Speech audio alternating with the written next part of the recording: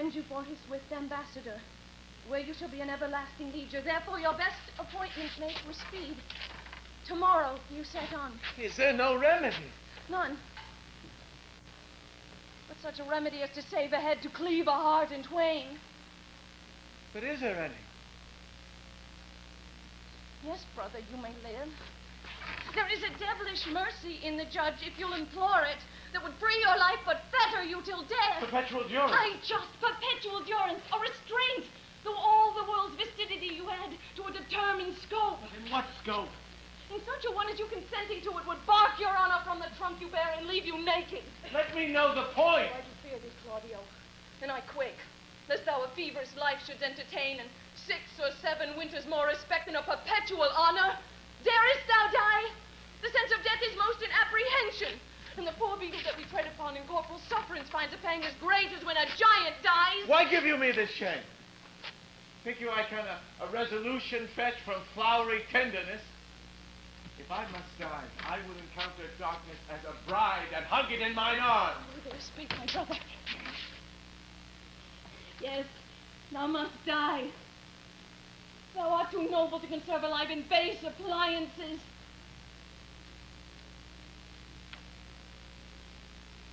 This outward sainted deputy, whose settled visage and deliberate word nips youth in the head and follies doth inue as falcon doth the fowl, is yet a devil.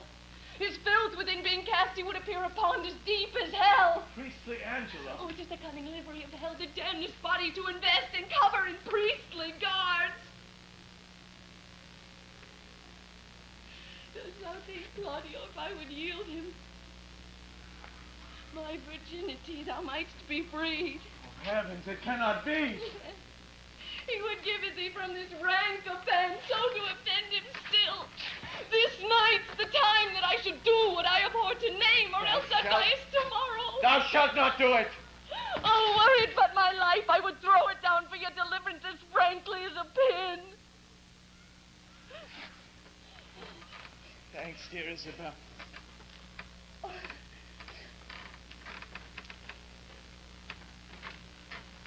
Be ready, Claudio, for your death tomorrow. Yes. I see affections in him that thus can make him bite the nose by the law, when he would force it. Sure, it is no sin. Or of the deadly 7, it is the least. Which is the least? If it were damnable, he being so wise, why would he, for the momentary trick, be perdurably fined? Oh, Isabel. Oh, faith, my brother. Death is a fearful thing. And shame and life are hateful. Aye, but to die and go we know not where. No. To lie in cold obstruction and to rot. This sensible warm motion to become a kneaded clod. And a delighted spirit to bathe in fiery floods, or to reside in thrilling region of thick ribbed ice, to be imprisoned in the viewless winds, and blown with restless violence round about the pendant worlds, or to be worse than worse of those that lawless and uncertain thought imagine howling, 'tis too horrible. The weariest and most loathed worldly life that age, ache, penury, and imprisonment can lay on nature is a paradise to what we fear of death. Oh, alas, alas. Sweet sister, let me live. What sin you do to save a brother's life? Nature dispenses with a deed so far that it becomes a virtue. Oh, you beast. Oh, faithless coward. Oh, dishonest wretch. Wilt thou be made a man out of my fight? Is not a kind of incest to take life from mine own sister. Shame, what should I think? Heaven shield, my mother played my father fair for such a warped slip of wilderness ne'er issued from his blood. Take my defiance, die, perish. Might but my bending down reprieve thee from thy fate that should proceed.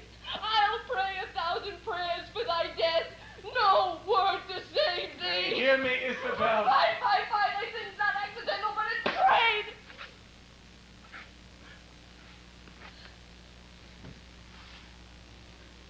loyalty to thee would prove itself a bawd.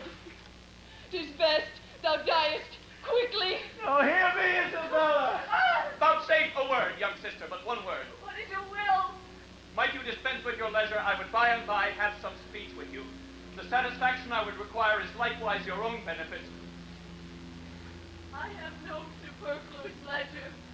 My stay must be stolen out of other affairs.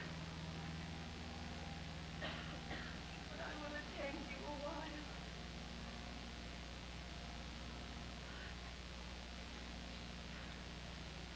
Son, I have overheard what hath passed between you and your sister. Angelo had never the purpose to corrupt her, only he hath made an essay of her virtue, to practice his judgment with the disposition of nature. She, having the truth of honor in her, hath made him that gracious denial that he is most glad to receive. I am confessor to Angelo, and I know this to be true. Therefore, prepare yourself to death. Do not satisfy your resolution with hopes that are fallible. Tomorrow you must die. Go to your knees and make ready. Let me ask my sister pardon. I am so out of love with life that I would sue to be rid of it. No.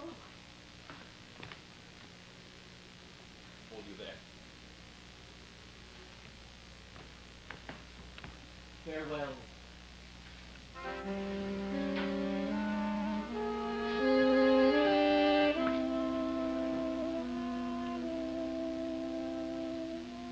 The hand that hath made you fair hath made you good. Oh. The assault that Angelo hath made to you, fortune hath conveyed to my understanding. And but that frailty hath examples for his falling, I should wonder at Angelo. Oh. How will you do to content this substitute and to save your brother? I am now going to resolve him. I'd rather my brother die by the law than that my son should be unlawfully born. But oh, how much is the good Duke deceived in Angelo! If ever he return and I can speak to him, I will open my lips in vain and discover his government. That shall not be much amiss. Yet as the matter now stands, he will avoid your accusation. He made trial of you only. Therefore, fasten your ear on my advisings, to the love I have in doing good. A remedy presents itself. I do make myself believe that you may do a poor wronged maid a merited benefit, redeem your brother from the angry law, do no harm to your own gracious person, and much please the absent duke, if, peradventure, he shall ever return to have hearing of this business. Let me hear you speak, Father. I am spirited to do anything that appears not foul in the truth of my spirit. Virtue is bold, and cunning never fearful. Have you not heard speak of Mariana, the sister of Frederick, the great soldier who miscarried at sea? I have heard of the lady in Goodwood. What was her name? She, should this Angelo have married, was affianced to her oath, and the nuptial appointed, between which time of the contract and limit of the solemnity, her brother Frederick was racked at sea, having in that perished vessel the dowry of his sister. But mark how heavily this befell to the poor gentlewoman. There she lost a noble and renowned brother in his love toward her, ever most kind and natural. With him, the portion and sinew of her fortune, her marriage dowry, with both, her convenant husband, this well-seeming Angelo. Can this be so? Did Angelo so leave her? Left her in her tears, and dried not one of them with his comfort. Swallowed his vows whole, pretending in her discoveries of dishonor. In few, bestowed her on her own lamentation, which she yet wears for his sake. And he, a marvel to her tears, is washed with them, but relents not. What a merit were it in death to take this poor maid from the world. What corruption in life that it will let this man live. But how out of this will she avail? It is a rupture that you may easily heal. And the cure of it not only saves your brother, but keeps you from dishonor in doing Well, it. show me how, good Father. This forenamed maid hath yet in her the continuance of her first affection. His unjust unkindness, that should in all reason have quenched her love, hath, like an impediment in the current, made it more violent and unruly. Go you to Angelo. Answer his requirings with a plausible obedience. Agree with his demands to the point. Only refer yourself to this advantage. First, that your stay with him may not be long. That the place have all shadow and silence in it, and the time answer to convenience. This being granted in course, And now follows all. We shall advise this wronged maid to stead up your appointment. Go in your place. If the encounter acknowledge itself hereafter, it may compel him to her recompense. And hereby this is your brother saved, your honor untainted, the poor Mariana advantaged, and the corrupt deputy scaled. The maid will I frame and make fit for his attempt. If you think well to carry this as you may, the doubleness of the benefit defends the deceit from reproof. What think you of it? The image of it gives me content already. And I trust it will grow to a most prosperous perfection. It lies much in your holding up. Yes. Haste you speedily to Angelo. If for this night he entreat you to his bed, give him promise of satisfaction. I will presently to St. Luke's. There at the moated grange resides this dejected Mariana. At that place call on me, and dispatch with Angelo, that it may be quickly. Oh, I thank you for this comfort. Fare you well, good father.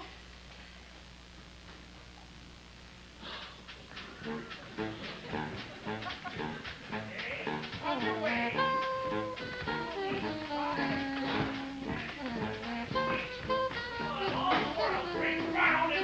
Oh, heavens, what stuff is here? Was never married world since a few years the merriest was put down and the worser allowed by order of law. Come your way, sir. Oh, bless you, good father friar. And you, good brother father. What offense hath this man made you, sir? Oh, marry, sir, he has offended the law. Answer. We take him to be a thief too, sir, for we found upon him a strange picklock, which we will send to the deputy. Why, sir?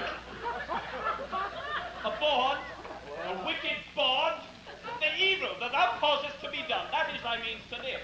Do thou but think what 'tis to cram a maw, or clothe a back from such a filthy vice. Say to thyself, from their abominable and beastly touches, I drink, I eat, array myself, and live. Canst thou believe thy living is a life so stinkingly depending? Go, men, go, men. Indeed, sir, it does stink in some sort, but yet I would prove. Nay, if the devil hath given thee proofs for sin, thou wilt prove his. Take him to prison, officer. Correction and instruction must both work ere this rude beast will profit. He must be for the deputy, for he hath given him warning, and the deputy cannot abide a whoremaster. I quite comfort, I quite bear. Here's a gentleman and a friend of mine. How now, noble Pompey? What, at the wheels of Caesar? What thou led in triumph? What reply, huh? What sayest thou to this Jew, matter and method? Is the world as it was, man? Which is the way? Is it sad in few words, or how? But think of it. What? Oh, still thus and thus, still words. What, art going to prison, Pompey? Yes! Hey, sir! Well, go, Pompey. Farewell, and say that I sent thee thither. For death, Pompey, or harm? For being a bawd? For being a bawd! Then imprison him then. If imprisonment be the due of a bawd, why, 'tis his right. Bawd is he doubtless, and antiquity too. Bawd born. Farewell, good Pompey. I would hope, sir, your good worship would be my bail. No, indeed will I not. 'Tis not the fashion, Pompey. What? I will pray, Pompey, to increase your bondage, and if you take it not patiently, your metal is the more. Adieu, trusty Pompey. Bless you, friar. And you. Yes, Bridget, Pink, still, Pompey. On your way, sir, come. You will not bail me then, sir? And then, Pompey, no now. What news, friar, abroad? Come your way, sir, come. Go to kennel, Pompey.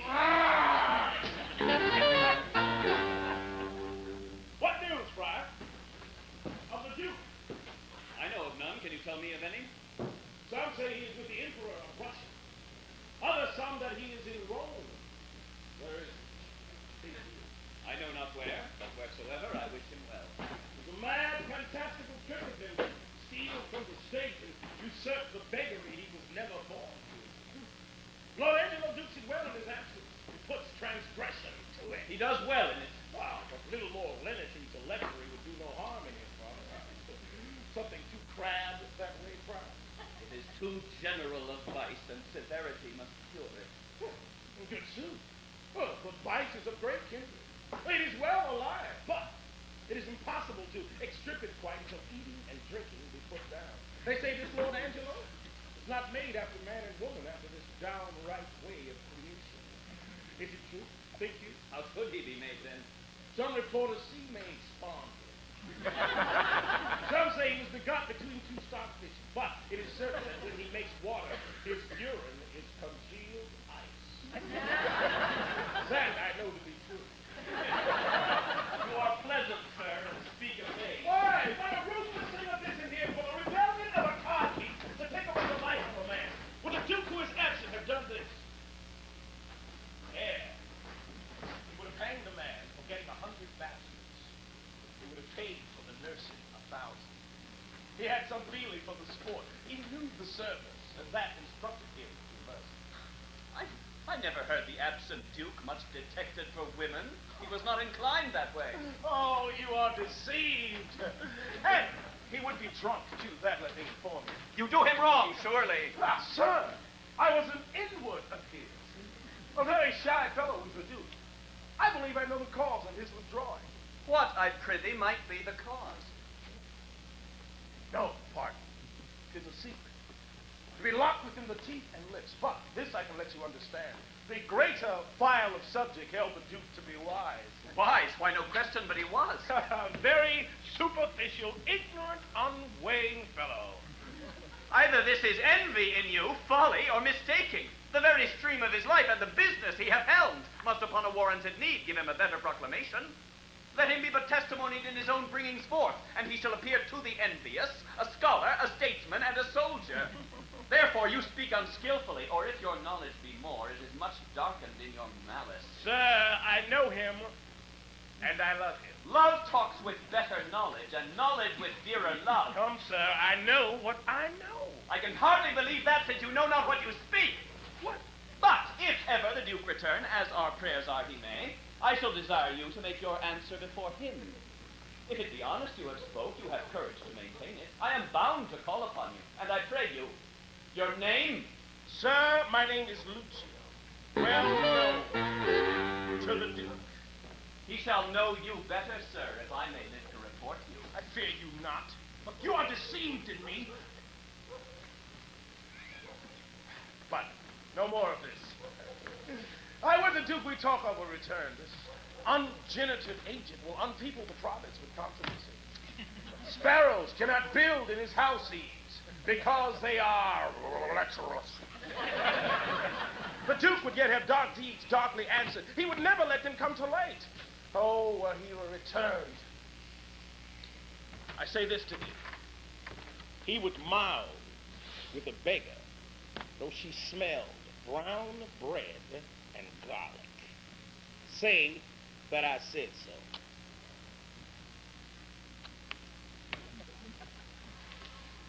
Farewell.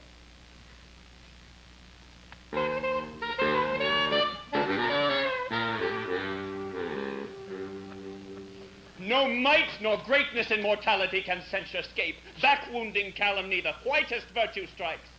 What king so strong can tie the gall up in the slanderous tongue? Who comes here?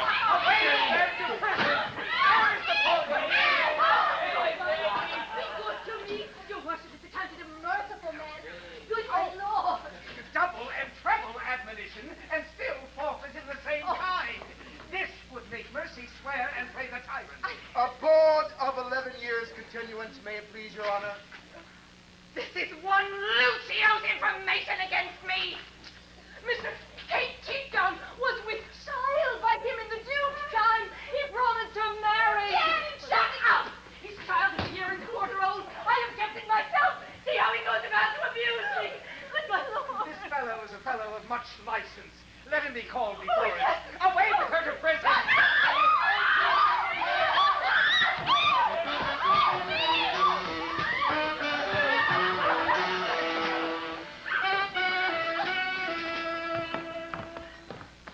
Provost, my brother Angelo will not be altered, body or must die tomorrow. Let him be furnished with divines and have all charitable preparation. If my brother wrought by my pity, it should not be so with him. So please your honor, this friar hath been with him and advised him for the entertainment of death. Good even, good father. Bliss and goodness on you. Of whence come you, sir? not of this country, though my chance is now to use it for my time. I am a brother of gracious order, late come from the sea, in special business from His Holiness. What news abroad in the world? None. But that there is so great a fever on goodness that the dissolution of it must cure it. There is scarce truth enough alive to make societies secure, but security enough to make fellowships occur. This news is old enough, yet it is every day's news. I pray you, sir, of what disposition was the Duke? One that, above all other strifes, contended especially to know himself. What pleasure was he given to? Rather rejoicing to see another marry than marry at anything which professed to make him rejoice. A gentleman of all temperance, but leave we him to his events, with a prayer they may prove prosperous. Amen. And let me desire to know how you find Claudio prepared. I am made to understand that you have lent him visitation. He professes to have received no sinister measure from his judge, but most humbly, willingly submits himself to the determination of justice. Yet, had he, by the instruction of his frailty, framed to himself many deceiving promises of life, which I, by my good leisure, have discredited to him, and now is he resolved to die. You have paid the heavens your function, and the prisoner the very debt of your calling. I labored for the poor gentleman to the extremest shore of my modesty, but my brother Justice, for have I found so severe that he hath forced me to tell him that he is indeed Justice. If his own life answer the straightness of his proceeding, it shall become him well. Wherein if he chance to fail, he hath sentenced himself. I'm going to visit the prisoner. Very well. Peace be with you.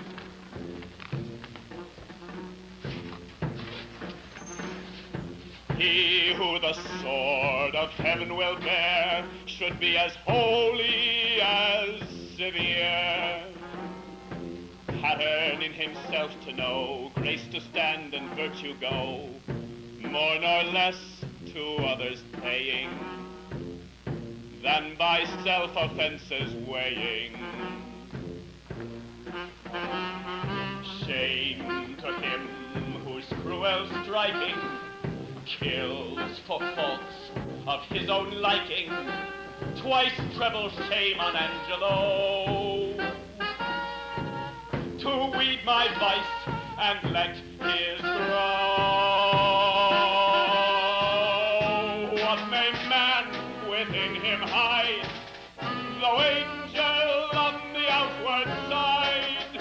How may likeness made in crimes, making practice on the times, to draw with idle spider strings most ponderous and substantial things.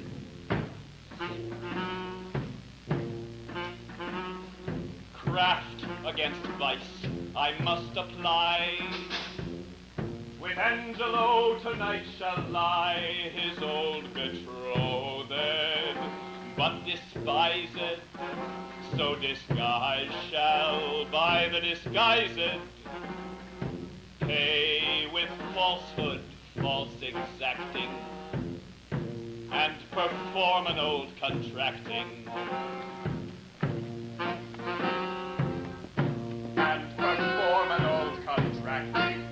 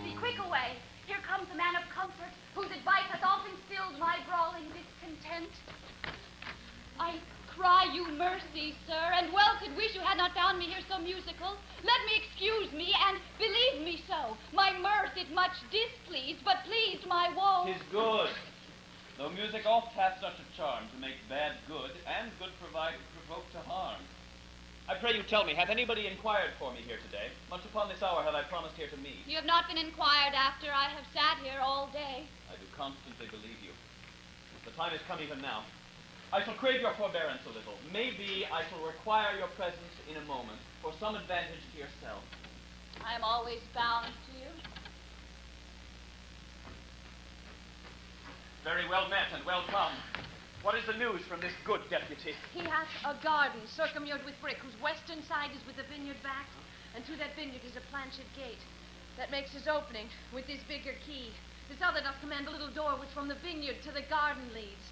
There have I made my promise upon the heavy middle of the night to call upon him. But shall you on your knowledge find this way? I have ta'en a due and wary note upon it. With whispering and most guilty diligence in action all the precepts, he showed me the way twice o'er. Are there no other tokens between you breed concerning her observance? No, none. But only a repair in the dark, and that I have possessed him my most stay can be but brief. For I have made him know I have a servant comes with me along, who stays upon me, whose persuasion is I come about my brother.